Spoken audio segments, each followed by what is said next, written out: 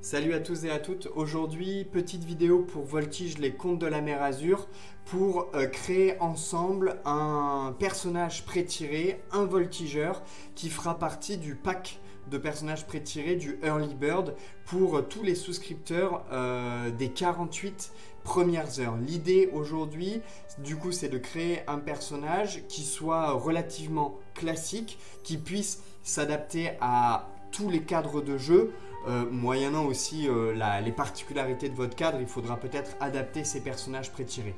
Toujours est-il, aujourd'hui, on va suivre les étapes de la création de personnages pour créer Marco. J'ai bien envie de créer un natif par devoir, quelqu'un qui soit issu de l'archipel, mais qui ait une formation, des compétences qui fait que c'est un personnage qui se sent redevable et qui se sent obligé d'agir contre l'ennemi. Donc on va directement passer sur la feuille de personnage. Vous voyez que j'ai déjà mis le dessin que j'ai choisi, dessin extrait du livre que j'ai choisi pour Marco, qui pour moi représente bien l'esprit que j'ai en tête pour les natifs de la mer Azur. Donc voilà, on va partir direct, on va copier le texte, tac, et on va écrire ici Marco. Marco, très bien. Donc Marco, c'est un natif, on peut déjà choisir son origine. Donc en fait, pour rappel, quand on crée un personnage, un voltigeur, je peux vous le montrer peut-être ici, la première étape, donc, c'est de choisir son origine. Les origines, il y en a 4 dans le livre de base. Le natif, qui est originaire de l'archipel. Le colon, qui est issu d'une seconde génération de migration, plutôt à objectif, on va dire, financier, ou en tout cas, voilà, on est issu d'une famille qui, un jour, est venue sur l'archipel par plaisir, ou par obligation, ou par... conquête, expansionnisme financier, etc. Mais on fait partie de cette seconde génération qui a toujours vécu dans l'archipel et qui, même s'il est issu d'une autre culture, est vraiment enclin à protéger l'archipel. Voilà, il se sent attaché à cette terre, quoi. On a le mercenaire et on a le déserteur. Donc nous, aujourd'hui, on va se concentrer sur le natif. Et donc, si on retourne sur la feuille de Marco, on choisit le natif. Et ensuite, on va choisir l'idéal. L'idéal, c'est la raison pour laquelle le personnage a rejoint le Zéphyr. Et donc là, pareil, dans les idéaux, il y a par amour, quand on aime quelqu'un, une famille, etc. sur l'archipel. Par devoir, ce sur quoi on va se concentrer aujourd'hui, quelqu'un qui se sent un peu obligé d'agir pour l'archipel, pour la gloire et par secret. Donc l'idée aujourd'hui, c'est pas de passer en revue toutes les mécaniques, tous les différents livrets, etc. Mais c'est de vous donner un exemple concret. Donc on choisit son origine, c'est fait. Et l'origine propose 5 états de service. On va en choisir un. Et l'origine propose plusieurs motivations et on va également en choisir une. Donc on fait ça, le natif ici. Donc les états de service, ils sont là, appel aux armes, autochtones, chasseurs, enfants du pays, guérilla. Moi, ce que j'aime bien faire quand je crée un personnage pré-tiré, c'est de commencer par écrire un petit descriptif, de me dire, ok, j'ai l'idée d'un personnage, j'ai l'idée d'une backstory, etc. Et en fait, je vais voir si le système éprouve le personnage que je veux créer. Donc moi, j'aimerais bien dire que Marco, c'est beaucoup trop gros. On va l'écrire en 11. Tac. J'aimerais bien dire que Marco, Marco, avant la guerre, pompier, point.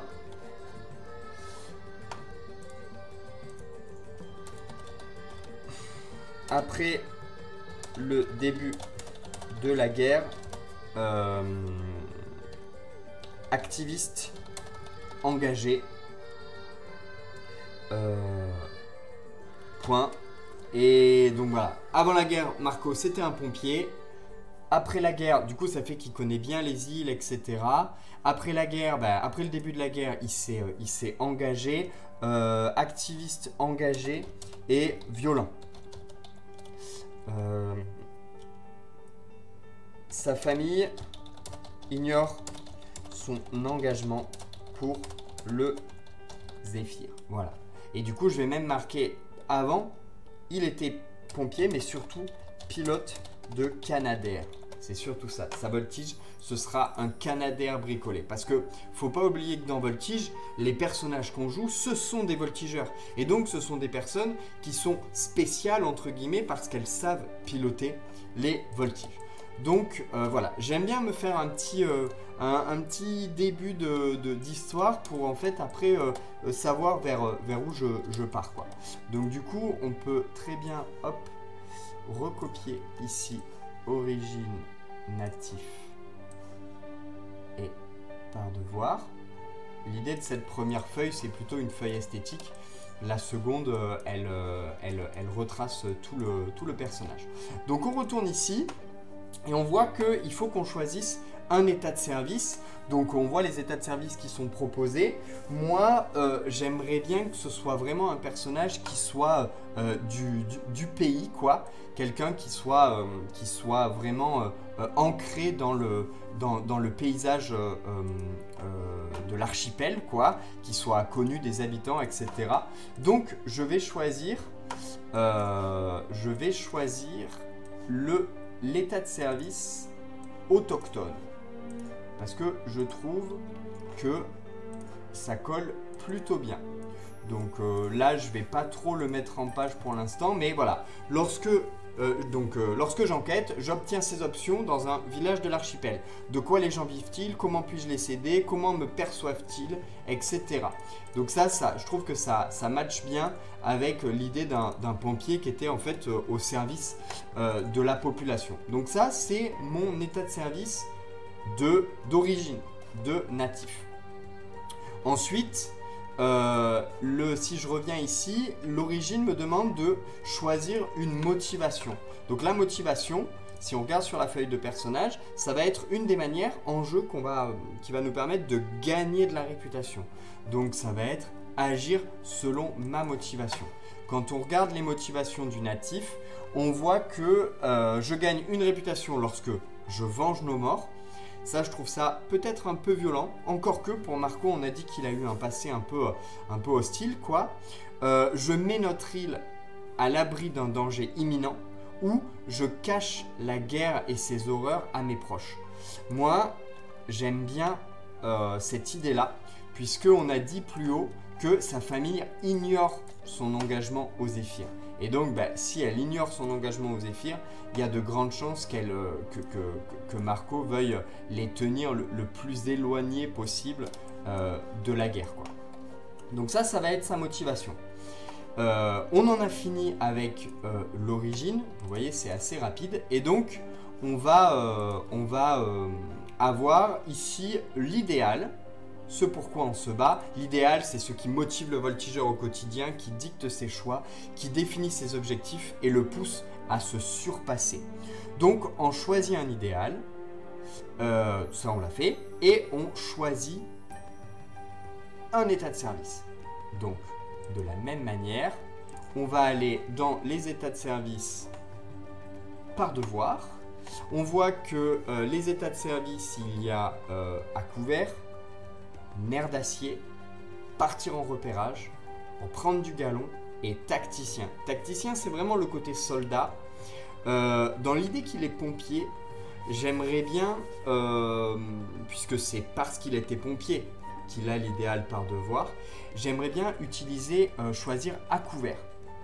Je vais vous dire pourquoi. Lorsque je veux mettre mes alliés à couvert, je teste avec un aspect au choix. Sur 7+, je les mets à l'abri. Sur 7-9, je choisis une option. Quelqu'un prend un mauvais coup dans l'action, quelqu'un n'y est pas encore, donc sous-entendu à couvert. Je deviens la cible à abattre. Mes alliés obtiennent +1 tant qu'ils restent à couvert. j'ai perdu des frères d'armes, ça c'est le prérequis, on va dire, du background. Ça peut être intéressant de dire que Marco, en fait, c'était un capitaine d'escouade chez les pompiers. Et en fait, dans sa vie, il était toujours à veiller à ce que ces hommes se mettent à l'abri du feu, etc. Donc on va mettre ça comme ça. Super. Donc en fait, vous savez quoi? On va même directement aller les chercher ici. Ce sera quand même beaucoup plus joli. Donc en fait, on a ici l'autochtone. Tac.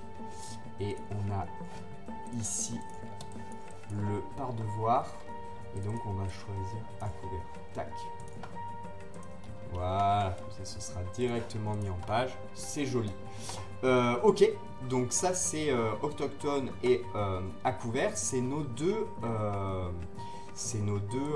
choix d'origine et d'idéal. Maintenant, on va avoir, si on suit la feuille, si on revient ici, on a les détails. On va devoir choisir 4 propositions dans les sections j'aime, j'ai l'air, je dois, ma voltige est. Sachant que on voit que Natif propose des détails de j'aime, j'ai l'air, ma voltige est, je dois, mais également par devoir. Donc, je ne sais pas ce que je pourrais choisir.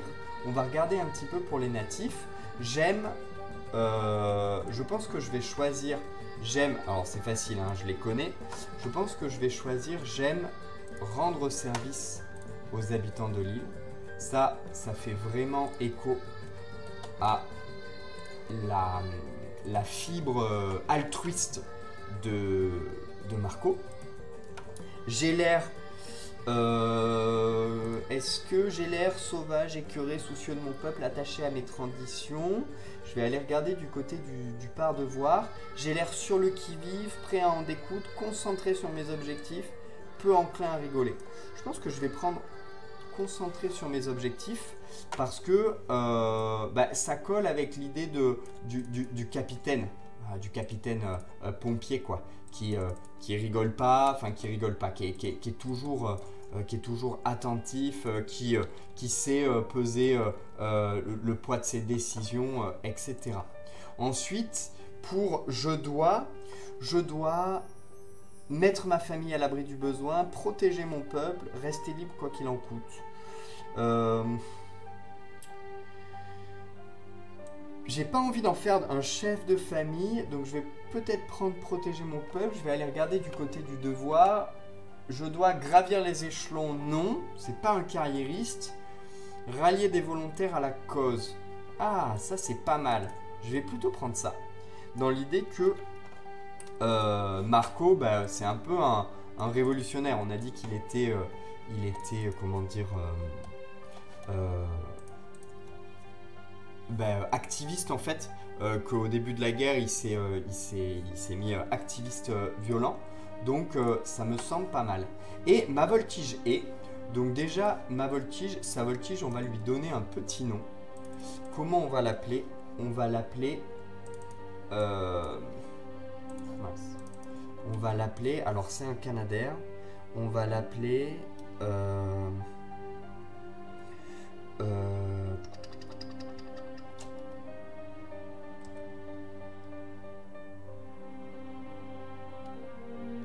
Comment on pourrait l'appeler?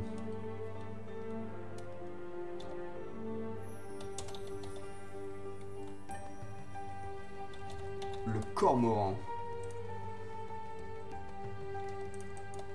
J'aime bien. Ok.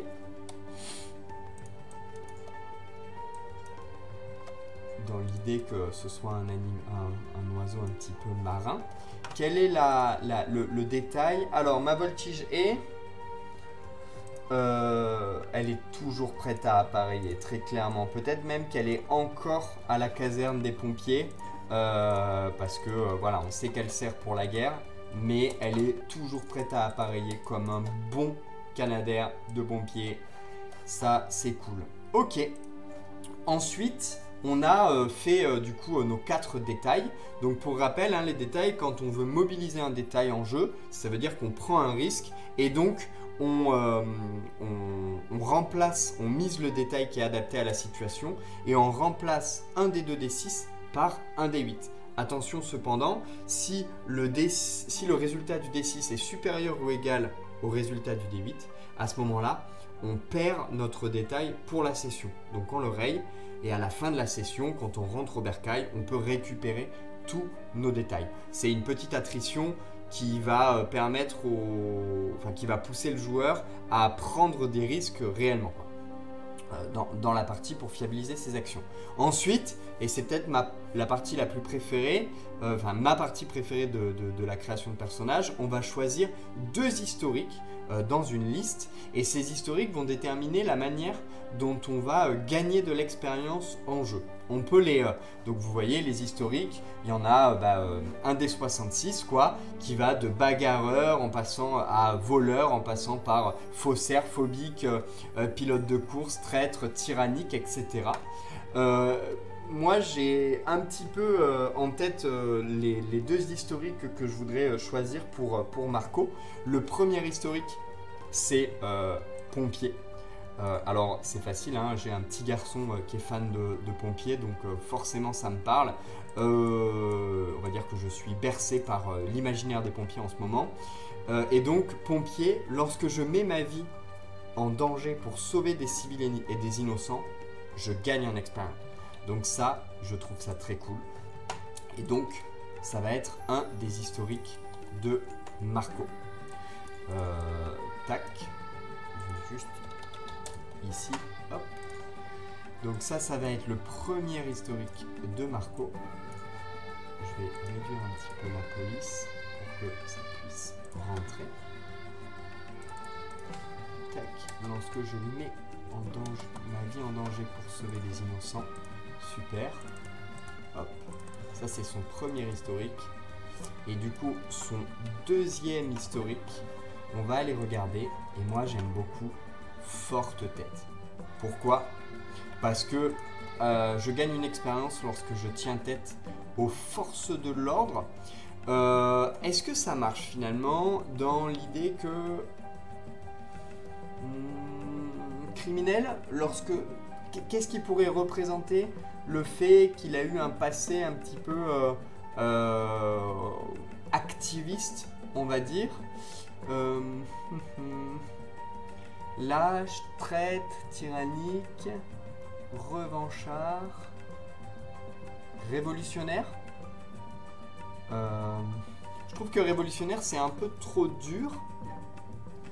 J'aime bien l'idée de Forte Tête, au sens, il était pompier, il faisait partie des forces de l'ordre, et en fait, aujourd'hui, c'est lui qui défend l'île face aux forces de l'ordre, en fait, qui sont potentiellement les agents de l'ennemi, etc. Donc, pompier et Forte Tête, voilà les 2 historiques de Marco qui vont lui permettre de gagner un point d'expérience. Donc ça c'est la 4e étape. Ensuite on revient sur notre petite fiche de suivi et on va choisir, on va définir nos aspects. Les aspects il y en a 3, le corps, capacité physique, la résistance, etc. Le cœur, les capacités sociales, le moral, l'empathie, et le mental, les capacités intellectuelles, l'éducation, l'érudition, etc. Quand on choisit une combinaison -1 + 1 + 2, 0 0 + 2 ou 0 + 1 + 1. Moi j'aime bien prendre cette option-là, -1 + 1 + 2, parce que ça fait que ton personnage déjà il est vraiment bon dans 2 aspects, parce que il va avoir vraiment il va avoir un aspect très fort. Avoir +2 dans un aspect, c'est vraiment l'assurance que tu vas plus facilement réussir ton action. Et donc, je dirais que ça pourrait être chouette que Marco, il est +1 encore, parce qu'il a suivi l'entraînement des pompiers. +2 en cœur, parce que c'est un pompier et donc c'est un pompier, c'est un natif, il a l'habitude de travailler au contact des gens de l'île, etc. Et moins 1 en mental. C'est pas forcément qu'il est bête, c'est juste que peut-être que des fois il est un peu impulsif, il oublie de réagir, de réfléchir avant d'agir. Et donc du coup c'est peut-être ça qui a causé le fait qu'il a perdu des frères d'armes. À voir comment on étaye ça dans le passé du personnage. Donc on a défini nos aspects, c'est pas plus compliqué que ça. Ensuite on va définir son niveau de vie, son pactage et les relations. Donc là bien évidemment les relations on va pas les définir parce que dans des pré-tirés moi je les définis jamais puisque il faut prévoir un temps au début de la partie pour que les joueurs en fait fassent leur relation map entre les différents personnages pour que ça a vraiment du sens autour de la table quoi, avec les autres pré-tirés ou les personnages qui ont été créés par les joueurs, etc. Donc le niveau de vie c'est très simple. On va à la grille de niveau de vie qui est après les historiques et on regarde. On voit que le natif, il a un niveau de vie modeste et par devoir, il a un niveau de vie prospère. On obtient le niveau de vie correspondant à la somme des deux. Donc en gros, enfin, voilà. Donc ça veut dire que modeste plus prospère, on choisit prospère et ici, ça nous donne le nombre d'objets. Donc on va avoir le droit, on est de niveau de vie prospère et on va avoir le droit à 3 objets. Ok, donc on le note ici, pour pas oublier.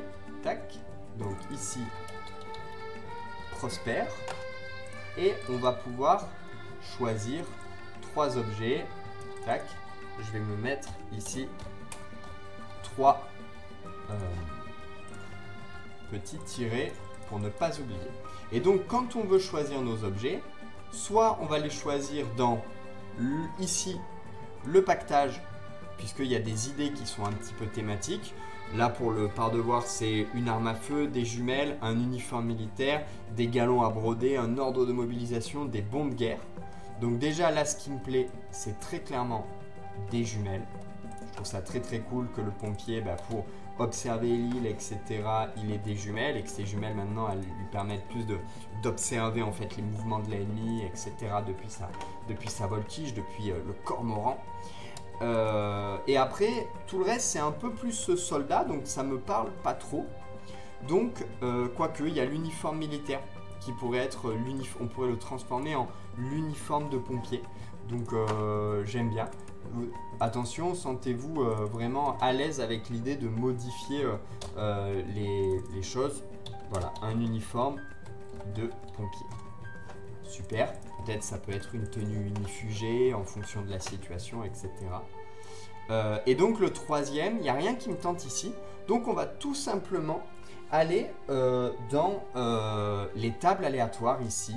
Donc on choisit la table A ou la table B. Moi ce que je propose c'est que souvent à mes joueurs c'est qu'en fait ils lancent un des 66 et en fait en fonction du résultat ils choisissent dans la table A ou la table B. Donc j'ai fait tac tac tac. Alors moi j'ai fait 35 ou 53. Dans 35, un sac de couchage ou de la cire à imperméabiliser les vêtements. Ou 53, un kit de couture ou un sac à dos imperméable. Tac, tac, tac. Qu'est-ce que je vais prendre? Ça me plaît pas trop. En tout cas, ça colle pas trop avec l'idée de Marco. Donc, je vais relancer. Et donc, alors c'est où? Ici, 33, j'ai fait 33, donc, c'est intéressant les deux, corde de 30 mètres ou matériel d'escalade, ça va un peu ensemble. Je pense que je vais, vil optimisateur que je suis, je vais prendre matériel d'escalade, en me disant que déjà c'est cohérent qu'un pompier, il est un ex-pompier, il est du matériel d'escalade, parce que forcément dans les îles de la mer Azur, il a dû peut-être monter des opérations dans des endroits escarpés, donc il l'a gardé avec lui. Peut-être qu'il c'est un grimpeur, avant la guerre c'était un grimpeur passionné quoi. Toujours est-il, c'est qu'il va avoir des pitons, un casque, un baudrier, etc. Donc c'est peut-être plus versatile qu'une très grande corde finalement. Donc je vais prendre cet objet-là. J'ai fait mon pactage, j'ai fait tout ça. On va voir ici, dans le récapitulatif, j'ai fait mon pactage, etc. Ok, je regarde. Étape 9, trouvez-lui un nom, écrivez son histoire, dessinez ou trouvez un portrait. Ok, bon, bah, ça c'est bon, je l'ai fait. Donc là, la feuille de personnage de Marco est finie. Vous voyez, c'est assez simple de créer un personnage dans Voltige. L'idée, c'est surtout que notre personnage, il va évoluer en cours de partie. Voilà. Voilà, donc du coup, on a Marco, notre capitaine, natif par devoir. Donc vous voyez, après, une fois que vous avez votre feuille de personnage qui est remplie comme ça, il ne vous reste plus qu'à peaufiner un petit peu l'historique qu'on a écrit un petit peu plus haut, dont on a tiré les grandes lignes, et votre personnage est prêt à jouer. Donc voilà, en tout cas, Voilà, donc en tout cas, merci d'avoir suivi cette petite création rapide de personnages pré-tirés. Vous voyez, créer un personnage pré-tiré dans Voltige, ça prend vraiment pas beaucoup de temps. Pour l'avoir fait sur des tables complètes, ça va prendre 1 heure pour que tous les joueurs choisissent, se mettent d'accord, créent les relations entre leurs personnages, etc. Ce qui va prendre déjà un petit peu plus de temps quand on veut jouer sans cadre prédéfini, ça va être justement de créer le cadre, le monde, etc. et l'archipel que les joueurs vont défendre. Merci d'avoir suivi cette vidéo qui sort normalement alors que le financement participatif de Voltige est en cours. Donc n'hésitez pas à aller faire un tour sur la page Game On, le Game On Tabletop. Le lien du financement participatif est en description de la vidéo. Je suis bien entendu disponible pour répondre à toutes vos questions sur le Discord des éditions dérivantes via les messages de Game On Tabletop ou en commentaire de cette vidéo. N'hésitez pas. Et puis, on se retrouve très bientôt pour une autre vidéo et en espérant que vous fassiez partie de l'aventure. Allez, salut, bon jeu!